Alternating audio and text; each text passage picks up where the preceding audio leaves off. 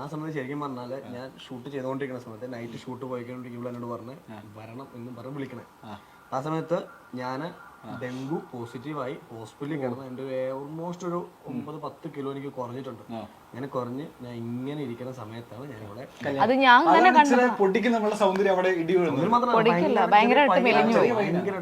അത് ഞാൻ തന്നെ കണ്ടിട്ട് ശരിക്കും ഇത് തന്നെയാണോ ഞങ്ങൾ തമ്മിൽ കുറെ മാസങ്ങൾക്ക് ശേഷം അപ്പം കാണുന്നത്. അയ്യോ ഒരുപാട് ഭയങ്കര മാറ്റം. ഞാൻ ചോദിച്ചാൽ ടെൻഷൻ കൊണ്ടാണെന്നൊക്കെ വിചാരിച്ചു. പക്ഷെ അല്ല, പുള്ളിക്ക് സുഖമില്ലാതായി. ഹെൽത്ത് ഭയങ്കര പ്രശ്നമാണ്. പക്ഷെ അന്നൊന്നും നമ്മൾ വലിയ മാറ്റമൊന്നുമില്ല അല്ലേ? തിരിച്ചു വന്നപ്പോൾ ഏതാണ്ട് പഴയ അവസ്ഥയിൽ തന്നെ തിരിച്ചു വന്നാക്കുന്നത്. വലിയ മാറ്റം, ചെറിയൊരു തടി. ഓക്കെ. എനിക്ക് തോന്നുന്നു ആ റിയാലിറ്റി ഷോ വന്നതിന് ശേഷം ബമ്പർ അടിച്ചത് നിങ്ങൾക്ക് സത്യം പറഞ്ഞു കഴിഞ്ഞാൽ അല്ലേ? നിങ്ങൾ കുറെ കൂടെ ആൾക്കാർ അറിഞ്ഞു എന്ന് മാത്രമല്ല, നിങ്ങളുടെ ജീവിതത്തിലെ കുറെ ട്വിസ്റ്റ് ആൻഡ് ടേൺസ് ഒക്കെ എല്ലാം നടന്നത്, കുറെ നല്ല കാര്യങ്ങളൊക്കെ സംഭവിച്ചത് ആ റിയാലിറ്റി ഷോ. അത് ഞാൻ പിന്നെയും വലിച്ചഴക്കുന്നില്ല. ഞാനത് പറഞ്ഞായിരുന്നുള്ളൂ. ഒരു പക്ഷേ ആ റിയാലിറ്റി ഷോ ഞങ്ങൾക്ക് വേണ്ടി മാത്രം നിശ്ചയിച്ച് കാലം കരുതി വെച്ചെന്നാണെന്ന് ഞാൻ വിശ്വസിക്കാൻ ഇഷ്ടപ്പെടുന്ന ഒരാളാണ്. ഞാൻ ചോദിക്കട്ടെ, ഈ ഇത്രയും മാത്രം പ്രശ്നം വരാനുള്ള കാര്യം എന്തായിരുന്നു? ഇത് ആക്ച്വലി പറഞ്ഞ് സോൾവ് ചെയ്ത് എന്തായിരുന്നു എന്താ പ്രശ്നം? ആക്ച്വലി എന്തായിരുന്നു? രണ്ട് വീട്ടുകാർ സമ്മതിക്കാനുള്ള ഒരു പ്രശ്നം തരും, അത് റിലീജിയനായിരുന്നോ? ഓക്കെ. പിന്നെ രണ്ടുപേരും സമ്മതിക്കണമല്ലോ, രണ്ട് വീട്ടുകാരെയും കൂടെ ഒരുമിപ്പിക്കണമല്ലോ. അല്ല, ആദ്യം എല്ലാവരുടെയും പ്രശ്നം റിലീജിയൻ ആയിരിക്കും. ആ റിലീജിയൻ ഒരു പ്രശ്നമായിട്ട് വരുമ്പോഴാണ് ഇവർ ബാക്കിയുള്ള അതും ഇതും കാര്യങ്ങളൊക്കെ പറയണത്. അപ്പൊ നോർമലി എല്ലാ ഫാമിലിയും പറയുന്നവരെ പറഞ്ഞു, നിങ്ങൾക്ക് അങ്ങനെ ഒരുമിച്ച് ജീവിക്കാൻ പറ്റില്ല, മുന്നോട്ട് പോകാൻ പറ്റില്ല, അങ്ങനെ പറഞ്ഞു. അപ്പൊ പിന്നെ നമ്മുടെ ദൗത്യം എന്ന് പറഞ്ഞാൽ എന്താണ്?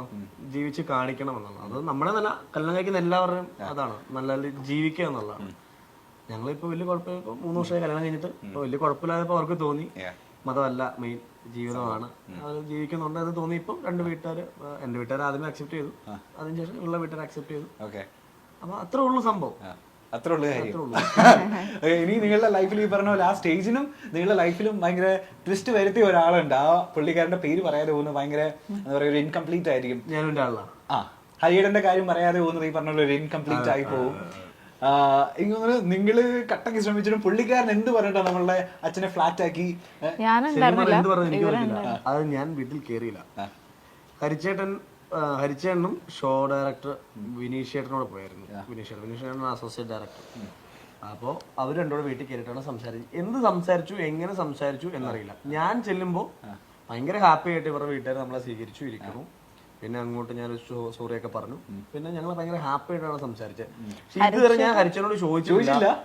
പക്ഷെ പുള്ളി നമ്മുടെ കൂടെയുള്ള ഒരു ഇന്റർവ്യൂവിൽ പറഞ്ഞത്, കോമൺ ആയിട്ട് പറഞ്ഞത്, അച്ഛൻ കുറെ കാര്യങ്ങൾ പറഞ്ഞു, പുള്ളിയും അതുപോലെ കുറെ കാര്യങ്ങൾ അങ്ങോട്ട് സംസാരിച്ചു. പിന്നെ പുള്ളി കൺവിൻസ് ചെയ്യിച്ചു എന്നാണ് പറഞ്ഞത്. അത് വലിയൊരു ടാസ്ക് ആണ്. അത് ഒരിക്കലും ഒരാൾക്ക് ഹരിച്ചനൊരു മെസ്സേജ് ആയിരുന്നു ന്യൂ ഇയറിന്. ഞാൻ അയച്ച മെസ്സേജ് ഞാനത് അപ്പൊ തോന്നി ഞാൻ അയച്ചതാണ്. അത് ഞാൻ എന്താ അയച്ചതെന്ന് ചോദിച്ചു കഴിഞ്ഞാൽ, ഞാനത് എൻ്റെ മനസ്സിൽ തോന്നിയിട്ട് ഞാൻ അങ്ങനെ അയച്ചതാണ്. ഞാൻ കാണിച്ചു തരാം. ഞാൻ അയച്ചത്, ഹരിയണ, ഈ കഴിഞ്ഞുപോയ വർഷം നിങ്ങളെ എൻ്റെ ചേട്ടൻ്റെ സ്ഥാനത്തും സവിത ചേച്ചിയെ ഏട്ടത്തിയുടെ സ്ഥാനത്തും കിട്ടി എന്നുള്ളതാണ് എൻ്റെ സന്തോഷങ്ങളിൽ ഒന്ന്. ഒരു ചേട്ടനായി, നല്ല കൂട്ടുകാരനായി ചേർത്ത് നിർത്തിയതിനും കൂടെ കൂട്ടിയതിനും ഉപദേശിച്ചതിനും നല്ലത് പറഞ്ഞതിനും കമ്പനി കൂടിയതിനും എല്ലാത്തിനും ഒരുപാട് നന്ദി. ഞാൻ പറഞ്ഞു, നമ്മൾ തമ്മിൽ എത്ര വയസ്സിന് വ്യത്യാസമുണ്ട്, എന്നിട്ടും അതൊന്നും നോക്കാതെ, നിങ്ങളുടെ പൊസിഷൻ നോക്കാതെ, പുള്ളി അങ്ങനെ നിൽക്കുന്ന ഒരു ആളും പ്രൊഫഷൻ നിൽക്കുന്ന ഒരാളുകൊണ്ടാണ് നോക്കാതെ എന്തോ ഒരു അലമ്പ് നമ്മൾ ആ സ്റ്റേജിൽ കാണിച്ചു. ഞങ്ങൾ ഭയങ്കര അലമ്പാണ് സ്റ്റേജിൽ. പരസ്പരം കളിയാക്കിയും ഒരുമിച്ചിരുന്ന് ഫുഡ് കഴിച്ചും തగ్గടിച്ചും ഒരു കളിക്കൂട്ടുകാരെ പോലെ കഴിഞ്ഞ 3 മാസം നമ്മൾ ആഘോഷിച്ചു. എത്ര രാത്രികളെ നമ്മൾ പകലാക്കി മതി മറന്നു. കാരണം ഞങ്ങള് ശരിക്കും ഷോയ്ക്കനെ പോകുന്നതിനെക്കാട്ട് ഉപരി അടിച്ചു പൊളിക്കാൻ വേണ്ടി തന്നെ പോയതാണ്. ഇപ്പൊ ഞാൻ പറഞ്ഞു, നിങ്ങൾ സ്വയം ജീവിക്കാൻ മറന്നുപോയൊരു വിഡ്ഢിയാണ്. നിങ്ങൾക്ക് നാളെക്കുറിച്ച് ചിന്ത ഉണ്ടോ എന്ന് എനിക്ക് തോന്നുന്നില്ല. നിങ്ങളുടെ അച്ഛനായി കിട്ടിയതിൽ ആ മക്കളും ഭാഗ്യം ചെയ്തവരാണ്. എൻ്റെ ജീവിതാവസാനം എൻ്റെ മനസ്സിലും ഹൃദയത്തിലും നിങ്ങൾക്കൊരു സ്ഥാനമുണ്ട്, മറക്കില്ല എന്നും പറയണം. അവൻ പുള്ളി എനിക്ക് വോയിസ് അയച്ചേക്കോ, നീ എന്താണോ പ്രാന്താണോ എനിക്ക് മെസ്സേജ് അയച്ചു. ഞാനത് ശരിക്കും എനിക്ക് മനസ്സിൽ തോന്നിയിട്ട് അയച്ചായിരുന്നു. പുള്ളി അങ്ങനെയാണ് ശരിക്കും പറഞ്ഞു കഴിഞ്ഞാൽ. അപ്പം എനിക്ക് ഇതൊക്കെ ഒരിക്കലും പുള്ളിനെ അങ്ങോട്ട് മാറ്റി നിർത്തിയിട്ടൊരു, എനിക്ക് തോന്നുന്നു ജോത്സ്യന്മാർക്കിടയിൽ ഇത്രയും ആരാധകരുള്ളൊരു ജോത്സ്യം വേറെ ഉണ്ടോ എന്ന് എനിക്ക് വേറെ അറിയത്തില്ല. പുള്ളിയുടെ മറുപടികളാണെങ്കിൽ അതെ അതെ, എനിക്കിപ്പോ അതിനകത്ത് നെഗറ്റീവ് കമന്റ്സ് ഒക്കെ വരുമ്പോൾ ഞാൻ ഭയങ്കര മൂഡ് ഓഫ് ആയിട്ടിരിക്കുമ്പോൾ പുള്ളി എന്നോട് പറയും, മോളെ നീ എന്റെ പ്രൊഫൈൽ എടുത്ത് നോക്കടി, എന്തൊരു തെറിയ വിളിച്ചത്, നീ എന്തിനാ ഞാനൊന്നും മൈൻഡ് ചെയ്യില്ല മോളെ, നീ ഒന്നും ആ കാര്യമൊക്കെ ഉണ്ടടി എന്നൊക്കെ പറഞ്ഞു. ലാസ്റ്റ് ഏതൊരു ഇന്റർവ്യൂ ഹരിച്ചേട്ടൻ ഞങ്ങളും കൂടെ ഒരുമിച്ചുള്ള ഒരു ഇന്റർവ്യൂ ഉണ്ടായിരുന്നു. ഹരിച്ചേട്ടൻ വന്നപ്പോഴേ പറഞ്ഞു, പേടിക്കണ്ട, ഈ പ്രാവശ്യം തെറി ഞാനിവിടെ ഷെയർ ചെയ്യണം. അതാണ് ഭയങ്കര പോസിറ്റീവ് മനുഷ്യനാണത്. എല്ലാത്തിനും ആ രീതിയിൽ എടുക്കാൻ പുള്ളിക്ക് പറ്റും. അതെ, എനിക്ക് തോന്നുന്നു ജോത്സ്യന്മാർക്കിടയിൽ ഇത്രയും തുറന്ന് സംസാരിക്കുന്ന ഒരാൾ വേറെ ഉണ്ടാവില്ല. ഞാൻ ഇതുവരെ ഇങ്ങനെ ഒരു ജോത്സ്യനെ കണ്ടിട്ടേ ഇല്ല. എല്ലാവരും ഇപ്പൊ ഈ ജോത്സ്യം പ്രൊമോട്ട് ചെയ്യാനേ നോക്കത്തുള്ളൂ. പുള്ളിക്കാരൻ അതുപോലും നോക്കാറില്ല. അതുകൊണ്ടാണ് ഞാൻ പറഞ്ഞത് നിങ്ങൾ ജീവിക്കാൻ മറന്നുപോയ വിദ്യയാണ് ഞാൻ അങ്ങനെയാണ് ഞാൻ എഴുതിയിട്ടത്. കാരണം ഇപ്പോഴും ആ പഴയ വീട്ടിൽ തന്നെയാണ് താമസിക്കുന്നത്. അങ്ങനെയൊന്നുമില്ല ഞങ്ങൾക്ക് വലിയ വീട് വേണം, വലിയ വണ്ടി വേണം, അങ്ങനെയൊന്നുമില്ല. പുള്ളി ഇന്നത്തെ ലൈഫ് പുള്ളി മാക്സിമം എൻജോയ് ചെയ്യുന്നുണ്ട്. ഓക്കെ, ഇനി നിങ്ങൾ ആ ഹരിയേട്ടന് നിങ്ങൾക്ക് നിങ്ങളോട് എന്തോ ചോദിക്കാനുണ്ട്. ഞങ്ങളോട് പുള്ളിക്കാരന്റെ ചോദ്യം ഞാൻ അടുത്ത് പ്ലേ ചെയ്യാൻ പോകുന്നത്. പുള്ളിക്കാരന്റെ ചോദ്യത്തിന് നിങ്ങൾക്ക് എന്താ മറുപടി പറയാനുള്ളതെന്ന് വെച്ച് കഴിഞ്ഞാൽ നിങ്ങൾ കൊടുത്താൽ മതി. പുള്ളിക്കാരൻ പറഞ്ഞിട്ടുണ്ട് ആ ഭാഗം എനിക്ക് എന്തായാലും കട്ട് ചെയ്ത് തരണം എന്നൊക്കെ പുള്ളിക്കാരൻ നേരത്തെ പറഞ്ഞിട്ടുണ്ട്. അപ്പൊ കേൾക്കല്ലേ? പിന്നെ ഹായ് അനൂപ്, ദർശന, സുഖമല്ലേ മകളെ? പിന്നെ സുഖമാണോ ചോദിക്കേണ്ട കാര്യമില്ല, കാരണം നമ്മൾ എന്നും സംസാരിക്കാറുണ്ട്. പിന്നെ ഈ ഇവരുടെ ഒരു ഇൻ്റർവ്യൂവിൻ്റെ ഒരു സെഗ്മെൻ്റ് എന്നുള്ള നിലയിൽ ഒരു ചോദ്യം ചോദിക്കണം എന്ന് പറഞ്ഞപ്പം എന്ത് ചോദിക്കാനാണ് എന്നും നമ്മളൊന്നും സംസാരിക്കുന്നവരാണെങ്കിലും ഞാനൊരു ചോദ്യം അനൂപിനോടാണ്. ചോദ്യമല്ല, സത്യമാണോ എന്നറിയാൻ വേണ്ടി ഒരു ഉറപ്പ് വരുത്താൻ വേണ്ടിയുള്ളൊരു കാര്യമാണ് ചോദിക്കുന്നത്. അതായത് ഇപ്പം നമ്മളുടെയൊക്കെ ജീവിതത്തിൽ നമ്മൾ എല്ലാവരും വഴക്കുണ്ടാവുന്നവരാണ്. ഈ എല്ലാ വിവാഹിതരായിട്ടുള്ള ആളുകളുടെ ലൈഫിലും ഉണ്ട്. സ്വാഭാവികമല്ലേ, രണ്ട് വീടുകളിൽ നിന്ന് വരുന്ന ആളുകളാകുമ്പോൾ പ്രശ്നങ്ങളൊക്കെ ഉണ്ടാവും. എൻ്റെ ലൈഫിലും എല്ലാവരുടെയും ലൈഫിലുണ്ട്, അതുപോലെ നിങ്ങളുടെ ലൈഫിലും ഉണ്ടാവും. അപ്പോൾ നേരത്തെ വഴക്കൊക്കെ ഉണ്ടാകുമ്പം നിങ്ങളെ സംബന്ധിച്ചുള്ളൊരു പ്രശ്നം ഒന്ന് അച്ഛനമ്മയുടെ ഒന്നും പിന്തുണ ഉണ്ടായിരുന്നില്ല. അപ്പോൾ ഇത് സോൾവ് ചെയ്യാൻ നിങ്ങൾ തമ്മിൽ അങ്ങോട്ടും ഇങ്ങോട്ടും സോൾവ് ചെയ്യുമായിരുന്നു പതിവ്. എന്നോട് സ്റ്റെഫിനാണ് ഈ സംഭവം പറഞ്ഞത്. ഇതിനൊരു ഉറപ്പ് വരുത്താനാണ് ചോദിക്കുന്നത് അനൂപിനോടാണ്. അപ്പോൾ നേരത്തെ അങ്ങനെ നിങ്ങൾ തമ്മിൽ സോൾവ് ചെയ്യുമായിരുന്നു പതിവ്.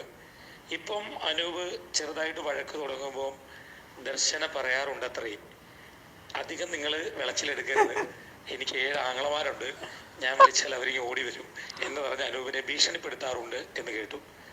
സത്യത്തിൽ അത് സത്യമാണോ? സത്യമാണോ എന്നാ ചോദിക്കുന്നത്. 7 ആങ്ങളമാരെ പേടിയില്ലും ഹരിച്ചേട്ടന്റെ പേടിയുണ്ട്. ഹരിച്ചേട്ടന്റെ പേടി സദ്യ ചേച്ചിന് അത്യാവശ്യം പേടിയാണ്. അതെന്നെ സംബന്ധിച്ചാലേ ഹരിയാണം പിന്നെങ്കിലും ഭയങ്കര സോഫ്റ്റ് ആയിട്ട് നമ്മൾ സംസാരിക്കും. അങ്ങനെ ചേച്ചി അങ്ങനല്ല, ചേച്ചി തൊഴിൽ മോല കാട്ടൊക്കെ പറയും, നീ എന്താ കാണിച്ചത്, നീ അങ്ങനെ അങ്ങനെയൊക്കെ പറയും. പക്ഷെ നമുക്ക് ഏത് സിറ്റുവേഷനിലും പോയി പറയാം, എന്തും പറയാം. പുള്ളി എനിക്ക് എന്റെ ബ്രദറെ പോലെ തന്നെയാ. ശരിക്കും നമ്മളൊരു വലിയ ഏട്ടനൊക്കെ പറയില്ലേ, നമുക്ക് അങ്ങനെ എല്ലാവരോടും അങ്ങനെ ഒരു കണക്ഷൻ കിട്ടില്ല. അപ്പൊ ഞാൻ ഈ ഷോയിൽ ഞാൻ പറഞ്ഞിട്ടുണ്ടായിരുന്നു, ദേവചേട്ടൻ എനിക്ക് എന്റെ അച്ഛനെ പോലെയാണ്, ഹരിച്ചേട്ടൻ എനിക്ക് എന്റെ ഒരു വലിയ ഏട്ടനെ പോലെയാണ്. രണ്ടും കറക്റ്റ് ആയിട്ടുള്ള കാര്യം. വേറെ നമുക്ക് അങ്ങനെ എല്ലാവരെയും അങ്ങനെ കാണാൻ പറ്റില്ല. പക്ഷെ ഈ പുള്ളീനെ എനിക്ക് അങ്ങനെ കാണാൻ പറ്റുള്ളൂ. പുള്ളിയുടെ ഓരോ പേരിലും ഓരോ ഇതുണ്ട്, സ്ഥാനം ഉണ്ടെന്ന് പറഞ്ഞാൽ ഇവർ 7 പേർക്കും 7 ഇമ്പോർട്ടൻസ് ആണ് ശരിക്കും പറഞ്ഞാൽ. ഇന്നലെ ഒരു ലൈവും കാര്യങ്ങളുണ്ടായിരുന്നു. അപ്പൊ ആ സമയത്ത് സ്റ്റെവിൻ ചേട്ടൻ വന്നിട്ട് കമന്റ് ഇടും, ഓ ബ്രോ ഞാൻ നിങ്ങളുടെ ഭയങ്കര ഫാനാണ്, നിങ്ങൾ കാണാൻ സുന്ദര, ഞങ്ങൾ അങ്ങോട്ടും ഇങ്ങോട്ടും നല്ലപോലെ പണി കൊടുക്കുന്ന ആൾക്കാരാണ്. അങ്ങോട്ടും ഇങ്ങോട്ടും പണി കൊടുത്ത് ഭയങ്കര നമ്മുടെ ആ ഒരു എന്താ പറയുക എൻജോയ് ചെയ്യുന്നതാണ് ഒരു ഏജും കാര്യങ്ങളൊക്കെ. ഹരിച്ചേട്ടൻ കുറച്ചും കൂടെ മെച്ചൂറായിട്ട് ചെയ്യും, ദേവൻചേട്ടൻ അതിലും കുറച്ചുകൂടെ മെച്ചൂറായിട്ട് കാര്യങ്ങൾ ചെയ്യും. ഹരിച്ചേട്ടനോട് നമുക്ക് എന്തും പറയാം, എപ്പോ വേണമെങ്കിലും വിളിക്കാവുന്ന ഒരു മനുഷ്യനാണ്. ഷായിച്ചേട്ടൻ ഭയങ്കര ബിസി ആയിട്ടുള്ള ഒരാളാണ്, ഭയങ്കര ബിസിയാണ് ഷായിച്ചേട്ടൻ, ഷൂട്ടും കാര്യങ്ങളൊക്കെ ആയിട്ട്. ചേച്ചി ഇടയ്ക്ക് വിളിക്കും. പിന്നെ ജോബിച്ചേട്ടനാണെങ്കിലും ജോലി അത്ര വലിയ പൊസിഷനിലാണ് ജോബിച്ചേട്ടൻ. പിന്നെ അർജുൻ മാധു എന്ന് പറഞ്ഞു കഴിഞ്ഞാൽ എന്റെ പൊന്നു, അതൊരു വേറൊരു വൈബാണ് കേട്ടോ. അവരുടെ ഇന്റർവ്യൂ നിങ്ങൾ ഉറപ്പായിട്ട് എടുക്കണം. അത് നിങ്ങൾ ചോദിക്കണ്ട, അത് മാധുവിനോട് തുടങ്ങിയിട്ട് അതിന്റെ കീ കൊടുത്തിട്ടിരിക്കൂലേ, മാധുവിന് എന്തെങ്കിലും ചോദിച്ചാൽ കീ കൊടുക്കുക, പിന്നെ മാധു പറഞ്ഞോളൂ. മാധു ഒരു തുറന്ന പുസ്തകമാണ്, ഭയങ്കര വൈബാണ്. പിന്നെ വിജയചേട്ടൻ അത്യാവശ്യം കുറച്ച് ബിസി ഉള്ള ആളാണ്. അപ്പൊ അതാണ്. അപ്പം ഞങ്ങൾക്ക് ഒരു ഗ്രൂപ്പൊക്കെ ഉണ്ട്, ഇപ്പോഴും ഞാനും ഒരാളെന്ന് പറഞ്ഞ ഒരു ഗ്രൂപ്പൊക്കെ ഉണ്ട്. അപ്പൊ അവിടെ എന്ത് ഷെയർ ചെയ്യാം എന്നും പറയാം. ഇവിടെ ഇടയ്ക്ക് ഹരിച്ചേട്ടൻ ചോദിച്ചാൽ എന്തെങ്കിലും വഴക്കുണ്ടാകുമ്പോൾ പറയും. ഞാൻ എവിടെയും പോകുമ്പോഴാണ് കൂടുതൽ ദേഷ്യപ്പെടുന്നത്. ഇവിടെ വിളിച്ചിട്ട് എവിടെ എത്തി ചോദിക്കും. അപ്പൊ ഞാൻ ദേഷ്യം നിനക്ക് വെച്ചിട്ട് പോയിക്കോട്ടെ. അപ്പൊ ഇവിടെ പറയും ഞാൻ ഈ ഓടി എടുത്തിട്ട് ഇപ്പൊ ഞാൻ ഗ്രൂപ്പ് ഇടണോ എന്നേക്കും. പുള്ളി എന്നോട് പറയും, ഹരിച്ചേട്ടൻ പുള്ളിയോടും പറയും, എടാ നിന്റെ വീട്ടിൽ പോയി ഞാൻ സംസാരിച്ചോടെ കൊച്ചിനെ എല്ലാവരും അതാട്ടാ പറയണത്. ദേവഞ്ഞാനൊക്കെ പറയും, വിളിച്ചിട്ട് പറയും. അത് യാഥാർത്ഥ്യമുണ്ട്. അപ്പൊ അവര് നമ്മുടെ ഫാമിലി പോലെയാണ് 7 പേരും ശരിക്കും പറഞ്ഞത്. ഇനി പുള്ളിക്കാരൻ ഒരു ചോദ്യം കൂടെ ചോദിക്കാനുണ്ട്. ഫണ്ണി ചോദ്യം.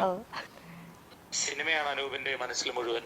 അങ്ങനെ അനൂപിന്റെ ഒരു പ്രോജക്റ്റ് എനിക്ക് തോന്നുന്നു ഉടനെ തന്നെ വരാനുള്ള ഒരു സാധ്യതയിലേക്ക് എത്തിയിട്ടുണ്ട്. അതിൻ്റെ കാര്യങ്ങളൊക്കെ നടന്നു വരുന്നു എന്നെനിക്കറിയാം. അതെന്തായാലും പെട്ടെന്ന് നടക്കട്ടെ. പെട്ടെന്നൊരു നല്ലൊരു സിനിമ മലയാളത്തിൽ ലഭിക്കട്ടെ എന്ന് ഞാൻ ആദ്യമേ ആശംസിക്കുന്നു, പ്രാർത്ഥിക്കുന്നു. എനിക്ക് അനൂപിനോട് ചോദിക്കാനുള്ളൊരു ചോദ്യം, അനൂപിൻ്റെ സിനിമയിൽ ഒരു നായികയെ വേണം, നായിക എന്തായാലും വേണമല്ലോ.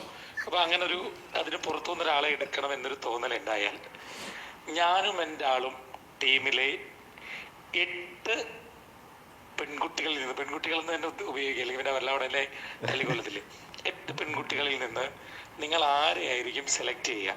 ദർശനയും കൂടെ ഉൾപ്പെടുത്തിയാണ് ഞാൻ ഈ ചോദ്യം ചോദിക്കുന്നത്. അതുകൊണ്ട് ദർശന അടുത്തുണ്ടെന്ന് മനസ്സിലാക്കിക്കൊണ്ട് കൃത്യമായൊരു മറുപടി തരുമെന്ന് പ്രതീക്ഷിക്കുന്നു. നായികയായിട്ട് ആരെ സെലക്ട് ചെയ്യുമെന്നാ ചോദിക്കുന്നത്? എന്റെ പേര് പറഞ്ഞില്ലെങ്കിൽ ഇപ്പൊ ഇവിടെ അടിയുണ്ടോ? നായികയായിട്ടല്ലേ? നായികയായിട്ട് ഞാൻ ആരെ സെലക്ട് ചെയ്യുമെന്ന് ചോദിച്ചു കഴിഞ്ഞാല്, ഇപ്പൊ ഞാൻ ചെയ്യാൻ പോണ സിനിമ വെച്ചിട്ടാണെങ്കിലേ എനിക്ക് നായികയായിട്ട് എനിക്ക് ഇവരെ ആരെയും കാസ്റ്റ് ചെയ്യാൻ പറ്റില്ല. കാസ്റ്റ് ചെയ്യണമല്ലേ? അതിനകത്ത് നായിക ഇമ്പോർട്ടൻസ് എനിക്ക് തോന്നുന്ന നായിക ശരി, ഞാനൊരു അതിനകത്തുനിന്ന് ഒരാളെ നായികയായിട്ട് സെലക്ട് ചെയ്യണമെങ്കിൽ ഞാൻ ഒരു കാര്യം ചെയ്യാം, ഞാൻ മാധുവിനെ സെലക്ട് ചെയ്യും. മാധവിനെ സെലക്ട് ചെയ്യും. ചേട്ടൻ എന്താ മാധവിയിൽ കണ്ട ഒരു നായിക ക്വാളിറ്റി എന്താ? അതാ ഞാൻ അങ്ങനെയാണെങ്കിൽ മറ്റേ കിലുക്കം ത്രീന്നൊക്കെ പറഞ്ഞ വിടാന്ന് പറഞ്ഞിരിക്കണം. അത് ഹരിച്ചേട്ടൻ ചോദിച്ച തമാശക്കാണെങ്കിൽ എനിക്കതിനകത്ത് ഞാൻ ഒരു സിനിമ ചെയ്യുമ്പോൾ 2 പേര് വേണം. അത് ഏത് സബ്ജക്റ്റ് ചെയ്താലും അപ്പം നമുക്ക് പറയാൻ പറ്റില്ല. ഇപ്പൊ ജയതിച്ചേട്ടൻ ഏത് ക്യാരക്ടറും ചെയ്യൂലേ, പക്ഷെ ഏത് ക്യാരക്ടറും ചെയ്യാൻ പറ്റിയ അങ്ങനെ ഇപ്പൊ ചുള്ളനൊക്കെ ആണെങ്കിൽ പറ്റൂല, അല്ലെങ്കിൽ ഭയങ്കര സുന്ദരിയാണെങ്കിൽ ഒത്തിരി വയസ്സ് അയാളുടെ ക്യാരക്ടർ ചെയ്യാൻ പറ്റില്ല. അപ്പൊ അങ്ങനെ ഏത് സിനിമ ചെയ്താലും 2 പേർക്ക് എനിക്കൊരു ഓപ്പർച്യൂണിറ്റി കൊടുക്കണം എന്ന ആഗ്രഹമുള്ള 2 പേരാണ്. ഒന്ന് ഷാജിച്ചേന്റെ വൈഫ് രശ്മി ചേച്ചി, അത് ചുമ്മാ നടം. രശ്മി ചേച്ചി അസാധ്യ ആർട്ടിസ്റ്റാണ്.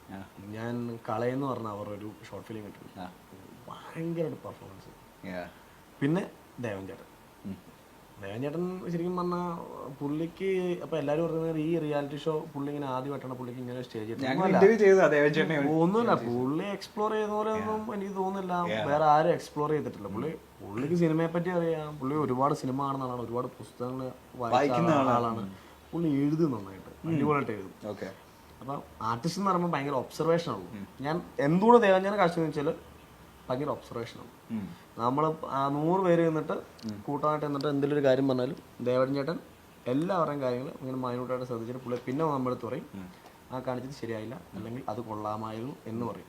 അപ്രീഷിയേറ്റ് ചെയ്യുന്നതിനൊപ്പം തന്നെ വിമർശിക്കും. അങ്ങനെയുള്ള ഒരാൾ ഭയങ്കര ക്വാളിറ്റിയാണ്. രശ്മി ചേച്ചിയും ദേവൻ ചേട്ടനെയാണ് ഞാൻ ഇടയ്ക്ക് ചായച്ചനോട് ഇങ്ങനെ ഇൻഡയറക്റ്റ് ആയിട്ട് ഇങ്ങനെ വന്നു, നിങ്ങളെക്കാട്ടും നല്ല ആർട്ടിസ്റ്റ് രശ്മി ചേച്ചിയാണ്.